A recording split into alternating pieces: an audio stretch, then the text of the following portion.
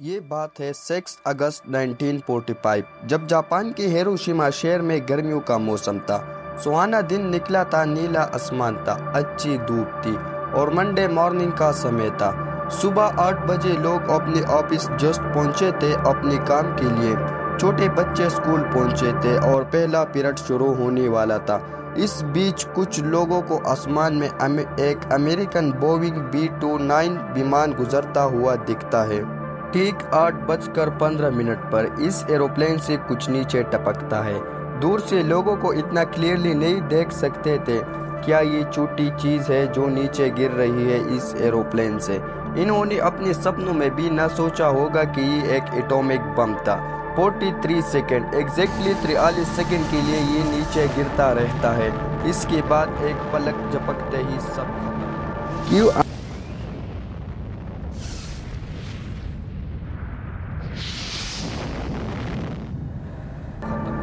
کیوں امریکہ نے جاپان کے شہر ہیروشیما اور ناگاساکی پر بم گرائے تھے اور لاکھوں انسانوں کی جانیں ضائع کیے تھے؟ اس کی بیچ اصل وجہ کیا تھی؟ آئیے جانتے ہیں اس ویڈیو میں۔ 6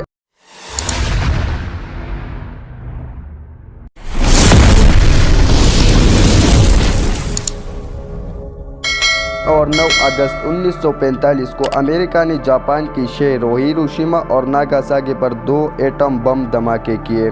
بم دھماکوں میں 2,26,000 لوگ مارے گئے، جن میں سے زیادہ تر عام شہری تھے اور مسلح تصادم میں جوہری ہتھیاروں کا واحد استعمال رہ گیا تھا۔ جاپان نے ناگاساکی پر بمباری اور سوویت یونین کی جاپان کے خلاف اعلانی جنگ اور جاپان کی زیر قبضہ منچوریا پر حملے کے 6 دن بعد 15 اگست کو امریکہ کے سامنے ہتھیار ڈال دی۔ جاپان حکومت نے 2 ستمبر کو ہتھیار ڈالنے والے دستاویزات پر دستخط کیے، جس سے جنگ کا مؤثر طریقے سے خاتمہ ہوا۔ دوسری جنگ عظیم کے آخری سال میں امریکہ نے جاپان سرزمین پر مہنگے حملوں کی تیاری کی۔ اس اقدام سے پہلے ایک روایتی بمباری اور فائر بمبنگ مہم تھی جس نے جاپان کے 64 شہروں کو تباہ کر دیا۔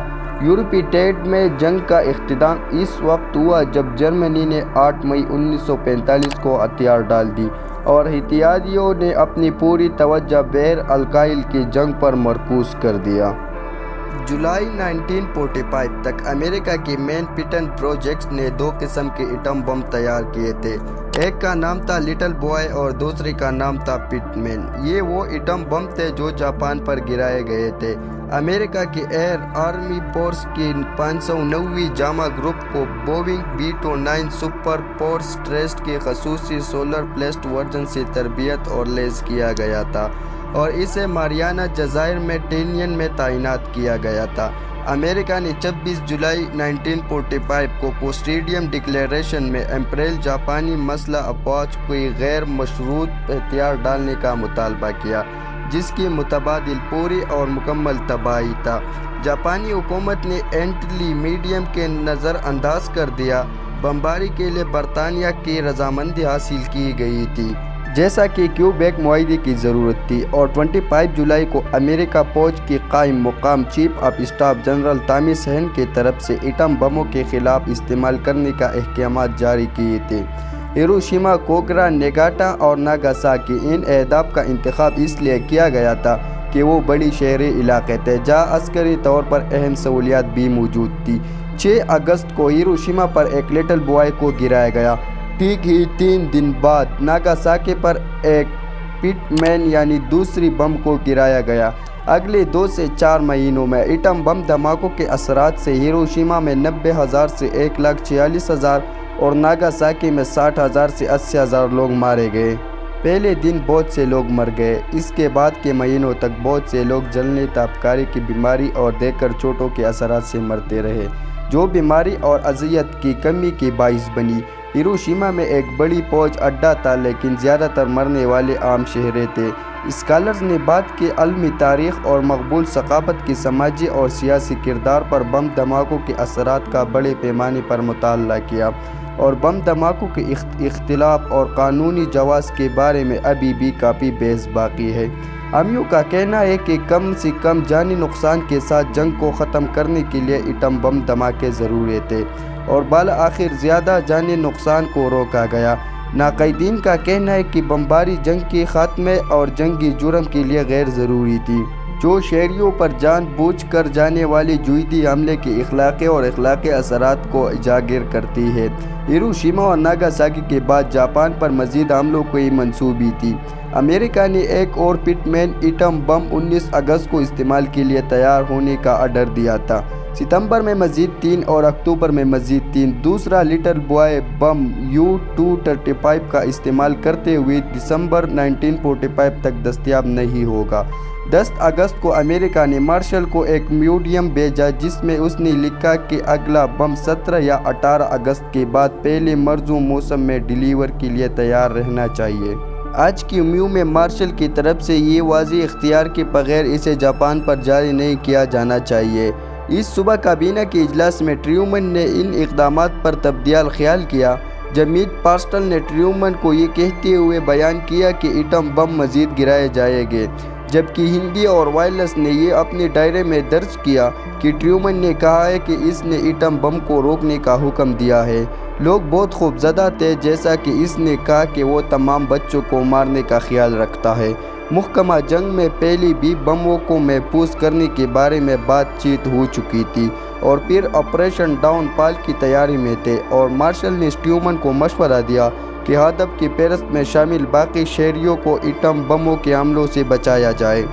2 اور پٹ مین بموں کو تیار کیا گیا تھا اور 11 اور 14 اگست کو گریٹ لینڈ فلیٹ کو ٹربیانین کے لیے چھوڑنا تھا، اور تب 10 کو لیما نے انہیں جمع کرنے کے لیے البوکرک نیو میکسیکو واپس جانے کا حکم دیا تھا۔ لاس الموس میں تکنیکی معدین نے ایک اور پلوٹونیم کور کاسٹ کرنے کے لیے 24 گھنٹے کام کیا۔ اگرچہ کاسٹ کیا گیا تھا، اسے پھر بھی دبانے اور لہیت کرنے کی ضرورت تھی، جس میں 16 اگست تک کا وقت لگے گا، اس لیے یہ 19 اگست کو استعمال کے لیے تیار ہو سکتا تھا۔ مارشل تک پہنچنے سے پہلے گروز نے 13 اگست کو اپنے اختیار پر حکم دیا کہ گورنر بھیج دیا جائے۔ ناگاساکی کے شہر جنوبی جاپان کا سب سے بڑا بندرگاہوں میں سے ایک رہا تھا، اور جنگ کے وقت اس کی وسیع پیمانے پر صنعتی سرگرمیوں کی وجہ سے بہت اہمیت کا حامل تھا، بشمول اٹلانٹس بحریہ جہاز، فوج ساز و سامان اور دیگر جنگی سامان کی تیاری۔ شہر کے 4 بڑی کمپنیاں موریبی شپ یارڈ، الیکٹریکل شپ یارڈ، آرمرز پلانٹ اور اسٹیل اینڈ آرمرز پلانٹ ورکس تھے، جو شہر تقریباً 90% لیبر فورس کو ملازمت دیتے تھے اور شہر کی صنعت کا 90% حصہ رکھتے تھے۔ اگر ایک اہم صنعتی شہر ناگاساکی کو فائر بمبنگ سے بچایا گیا تھا کیونکہ اس کے جغرافیہ نے 13 ANIFQ ریٹائر کے ساتھ رات کو تلاش کرنا مشکل بنا دیا تھا۔ دوسرے ہدف والے شہروں کے برعکس، ناگاساکی کے جوائنٹ چیف آف اسٹاف کی 3 جولائی کی ہدایت کے ذریعے بمباریوں کے لیے محدود نہیں کیا گیا تھا، اور اس پر 5 بار چھوٹے پیمانے پر بم گرائے گئے تھے۔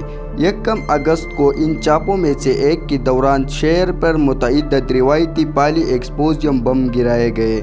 کچھ نے شہر کے جنوبی مغربی حصے میں شپ یارڈز اور گودی والے علاقے کو نشانہ بنایا، اور کئی نے مسٹوبیش اسٹیل اینڈ آرمرز کو نشانہ بنایا۔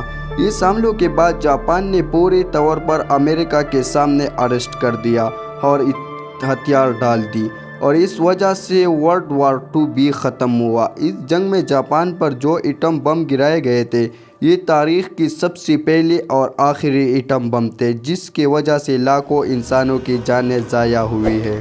امید کرتا ہوں کہ آپ لوگوں کو بلوم ٹی وی کی ویڈیو بھی پسند آئی ہوگی۔ ویڈیو کو لائک کریں اور چینل کو سبسکرائب کریں۔ ملتے ہیں اگلی ویڈیو میں، تب تک کے لیے خدا حافظ، اور آپ لوگوں کے پیار بھرے کمنٹس کا بہت بہت شکریہ۔